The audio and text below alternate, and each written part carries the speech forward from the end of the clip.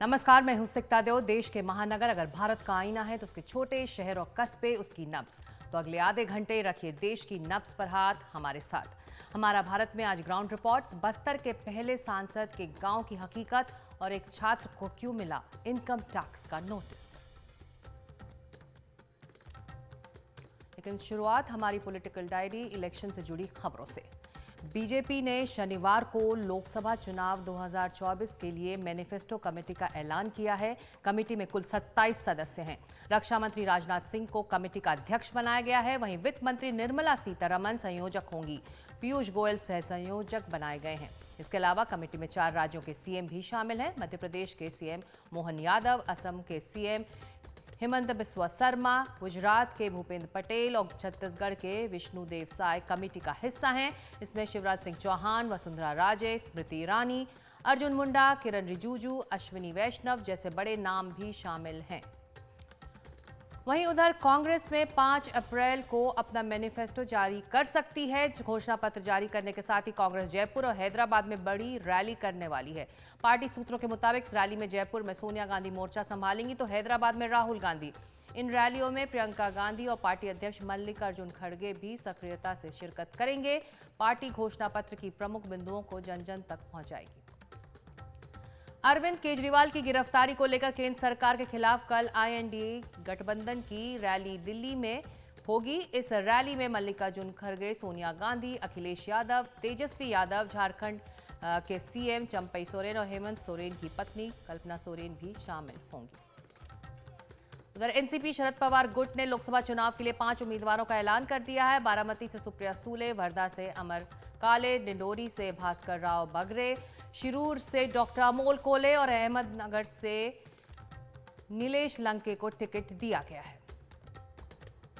उधर एलजेपी पासवान के अध्यक्ष चिराग पासवान ने लोकसभा चुनाव के लिए उम्मीदवारों की घोषणा कर दी है। चिराग पासवान हाजीपुर से लोकसभा चुनाव लड़ेंगे। जमुई से अरुण भारती को टिकट दिया गया है। खगड़िया से राजेश वर्मा और समस्तीपुर से शांभवी चौधरी को टिकट मिला है।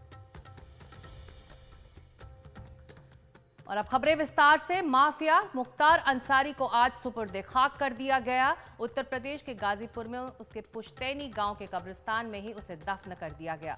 गुरुवार रात मुख्तार की मौत हो गई थी। प्रारंभिक रिपोर्ट में हार्ट अटैक कहा जा रहा है, लेकिन मुख्तार की मौत पर उसका परिवार सवाल उठा रहा है।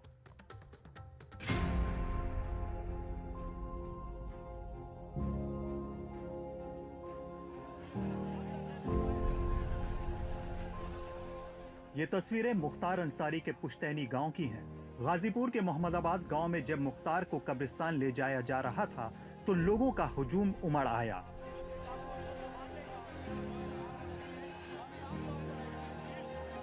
ये लोग मुख्तार अंसारी के करीबी, समर्थक और उसके गांव वाले हैं जो उसके जनाजे में शरीक होकर उसे सुपुर्दे खाक करने पहुंचे थे।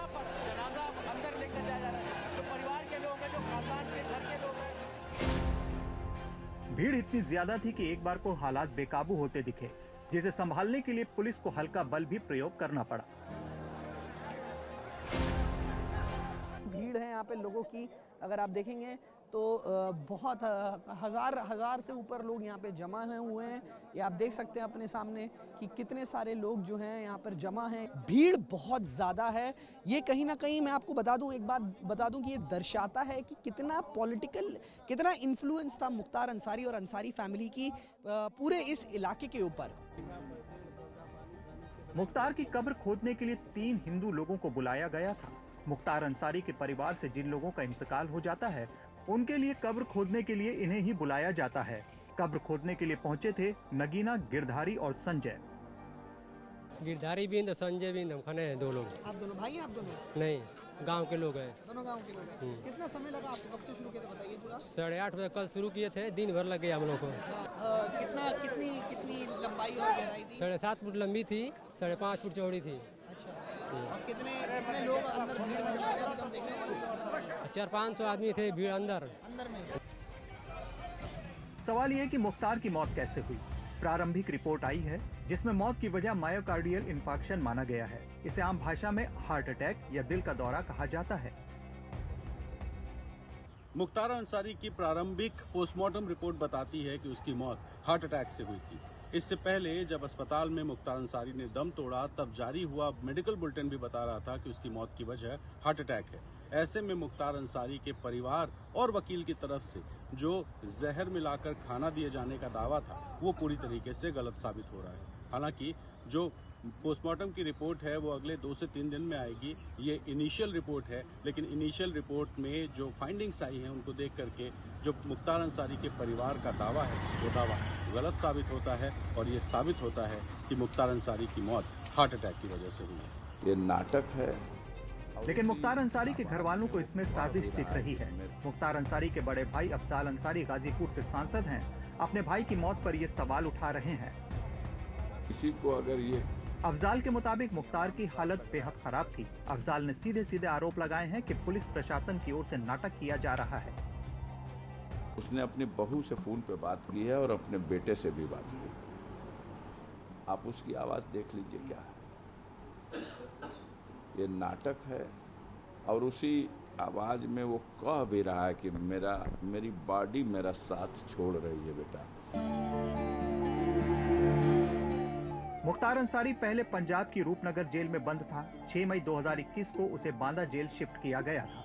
इसके बाद जेल में सुरक्षा कई गुना बढ़ा दी गई थी।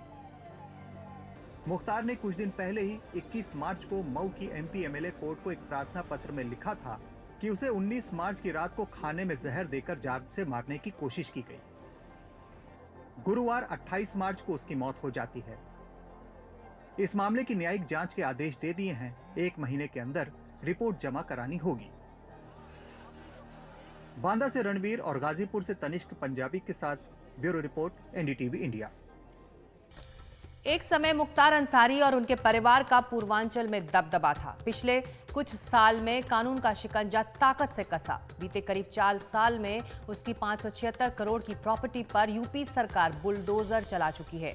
मुख्तार का बड़ा बेटा अब्बास जेल में है। उसकी पत्नी अफशा 11 मामले उस पर दर्ज हैं और वो फरार है। बताया जाता है कि अंसारी परिवार के पास करीब 15,000 करोड़ रुपए की बेनामी संपत्ति है।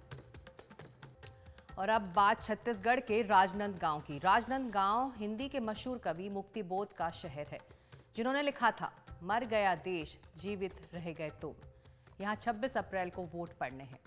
बीजेपी ने मौजूदा सांसद संतोष पांडे को फिर से टिकट दिया है और कांग्रेस की तरफ से यहां से पूर्व मुख्यमंत्री भूपेश बघेल मैदान में हैं। इससे मुकाबला दिलचस्प हो गया है।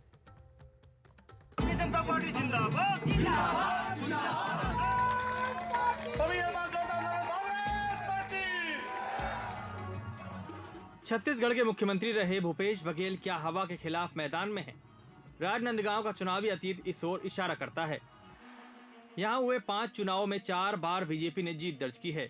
2009 से लगातार 3 बार बीजेपी को जीत मिली है। पूर्व मुख्यमंत्री रमन सिंह यहाँ से विधायक हैं। 2014 में रमन सिंह के बेटे अभिषेक सिंह यहाँ से जीते थे। मौजूदा बीजेपी उम्मीदवार संतोष पांडे फिलहाल सांसद हैं। राजनांदगांव की जनता हमेशा मेरे को प्रोत्साहित की, मेरा उत्साह वर्धन किया है। मैं उनके प्रति जितनी कृतज्ञता वो कम है। लेकिन भूपेश बघेल के आने से राजनांदगांव की लड़ाई दिलचस्प हो गई है। जातिगत समीकरण भी कुछ बदल रहे हैं। कुछ और समीकरण बघेल की हक में जा सकते हैं। भूपेश बघेल को ओबीसी पहचान का फायदा मिल सकता है। राजनांदगांव में जो 8 विधानसभा सीटें हैं, उनमें कांग्रेस के पास 5 सीटें हैं, जबकि बीजेपी के पास 3 सीटें हैं। भूपेश बघेल का दावा है कि उन्होंने छत्तीसगढ़ की संस्कृति को राष्ट्रीय पहचान दिलाई है। इसके अलावा किसानों सहित सभी वर्गों के लिए काम किया है। जैसे जैसे दिन बीतते जा रहा है, लोग और निराशा से भरते जा रहे हैं, क्योंकि हमारी सरकार ने जिस प्रकार से जो योजनाएं बनाई, हर वर्ग के लिए योजना हमने बनाई थी और उसका लाभ ले रहे थे। केवल योजना भर नहीं बनाई, बल्कि उन्हें लाभान्वित करने का काम किया, उस योजना को क्रियान्वित करने का काम किया। लेकिन भूपेश बघेल के सामने संकट और भी हैं। प्रधानमंत्री मोदी की अपनी छवि एक बड़ी चुनौती है। इसके अलावा पिछले दिनों महादेव ऐप के घोटाले में जिस तरह उनका नाम आया, वह संकट पैदा करने वाला है। फिर PSC भर्ती और शराब घोटाले के भी आरोप लगे। इसके अलावा राजनांदगांव में जो बड़े मुद्दे हैं, उनमें महंगाई, बेरोजगारी, इलाके का पिछड़ापन अहम है। सड़कें, प्रधानमंत्री आवास योजना, शिक्षा आदि भी चर्चा में रह सकते हैं। वर्तमान में राजनांदगांव लोकसभा क्षेत्र में राष्ट्रीय मुद्दों के साथ किसान का मुद्दा, अन्य मुद्दे भी, जातिगत समीकरण के मुद्दे भी यहाँ हैं, जिसको देखते अलग अलग परिस्थितियाँ सामने दिख रही है। हम युवाओं को शिक्षा, रोजगार जैसे अन्य चीज़ों में व्यवस्था करें और हमारी बातों को केंद्र तक पहुँचाए। जितने भी विकास कार्य है आम लोगों के हित में सरकार को करना चाहिए। जो योजनाएं हैं उनका सरकार द्वारा योजनाओं का लाभ आम जनता को मिले। खास बात ये भी है कि ये वो सीट है जहां महिला वोटर्स ज्यादा हैं। 18,65,000 से ज्यादा मतदाताओं वाली इस सीट में 9,28,000 से ज्यादा पुरुष मतदाता हैं, तो 9,36,000 महिला मतदाता हैं। राजनांदगांव लोकसभा सीट से पूर्व मुख्यमंत्री भूपेश बघेल मैदान में है, इसलिए ये सीट बेहद हाई प्रोफाइल सीट है और भूपेश बघेल अपनी सरकार के कामों को लेकर जनता के बीच में पहुंचे हैं। तो वहीं भारतीय जनता पार्टी के प्रत्याशी मोदी गारंटी के भरोसे हैं और भाजपा भूपेश सरकार में हुए घोटालों को मुद्दा बना रही है। अब देखना ये होगा कि वहाँ की जनता किसके वादों पर विश्वास करती है। इसके लिए 4 जून तक का इंतज़ार करना पड़ेगा। कैमरा पर्सन प्रवीण साहू के साथ जुल्फिकार अली, एनडीटीवी के लिए। छत्तीसगढ़ के राजनांदगांव लोकसभा सीट काफ़ी हॉट सीट मानी जाती है। ये सीट 1952 में पहली बार अस्तित्व में आई थी। 2009 में यहां से बीजेपी का कब्जा रहा। 2009 में बीजेपी के मधुसूदन यादव यहां से जीते। 2014 में बीजेपी के अभिषेक सिंह, 2019 में बीजेपी के संतोष पांडे और एक बार फिर उन्हें टिकट मिला है। अब आपको बस्तर ले चलते हैं। बस्तर को पहला सांसद देने वाला सुकमा जिले का इड़जेपाल गांव आज भी विकास से कोसों दूर है। इस गांव की खास बात यह है कि एक ही परिवार से एक सांसद और 2 विधायक निर्वाचित हुए। उसके बावजूद जनप्रतिनिधियों का परिवार आज भी झोपड़ी में रहने को मजबूर है। इड़जेपाल के लोग पानी, सड़क और शिक्षा जैसे बुनियादी सुविधाओं को तरस रहे हैं। हमारी ये खास रिपोर्ट।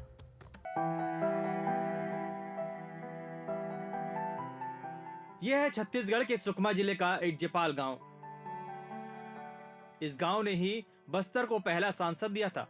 सुकमा जिला मुख्यालय के करीब 40 किलोमीटर दूर इड़जेपाल पंचायत में 700 से ज्यादा मतदाता हैं। पूरा इलाका आदिवासी बहुल्य है और करीब 85% लोग गरीबी रेखा के नीचे रहते हैं।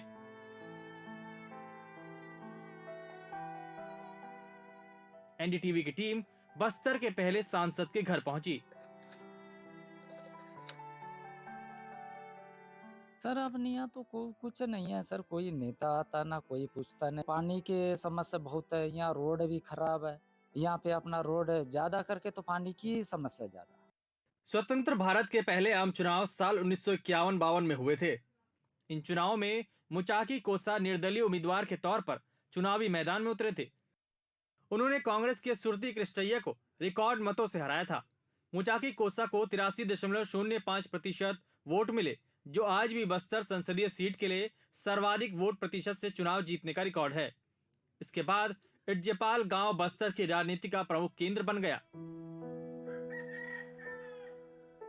एक सांसद और 2 विधायक देने वाले गांव की जब एनडीटीवी ने पड़ताल की तो हालात बेहद खराब नजर आए। दशकों बीत जाने के बाद भी गांव तक पक्की सड़क नहीं बन सकी है। गांव तक पहुंचने के लिए पथरीली और टूटी सड़कें हैं। गांव में तो हर गली में भी तो बहुत दिक्कत है, मोटरसाइकिल भी तो जा नहीं सकती है। पानी का भी तो समस्या है, लेकिन रोड किनारे किनारे बोर रूट लगा है, लेकिन अंदर गली मन में तो नहीं है। आज तक का हमारे इस गांव में इड़जेपाल पंचायत में किसी के भी एक जन का भी हमारे गांव में किसी का नौकरी नहीं लगा है। यहाँ के हालात देखकर साफ पता चलता है कि सरकारी योजनाएं यहाँ पहुंच ही नहीं पाई हैं। गांव में इक्का दुक्का ही पक्के मकान है। पीने का पानी भी बड़ी समस्या है। बेरोजगारी का आलम यह है कि गांव का एक भी शख्स सरकारी नौकरी में नहीं है। एनडीटीवी के लिए सुकमा से सलीम शेख की रिपोर्ट। और इड़जेपाल गांव जीता जागता उदाहरण है कि कैसे आदिवासी क्षेत्र विकास की किरण से दूर रहे हैं। इड़जेपाल में करीब 135 घर हैं। यहाँ अधिकांश गोंड जनजाति के लोग रहते हैं। गांव की अधिकतर गलियां कच्ची हैं। ज्यादातर लोग झोपड़ियों में ही रह रहे हैं। गांव में शुद्ध पानी की बड़ी समस्या है। बच्चों के लिए उच्च शिक्षा का केंद्र नहीं है। युवा महुआ और इमली इकट्ठा करने जैसे व्यवसाय में ही लगे हुए हैं। हमारा भारत में वक्त एक छोटे से ब्रेक का है। ब्रेक के बाद देखेंगे ग्वालियर से एक्सक्लूसिव रिपोर्ट, जहां एक छात्र को आ गया है 46 करोड़ का आयकर नोटिस।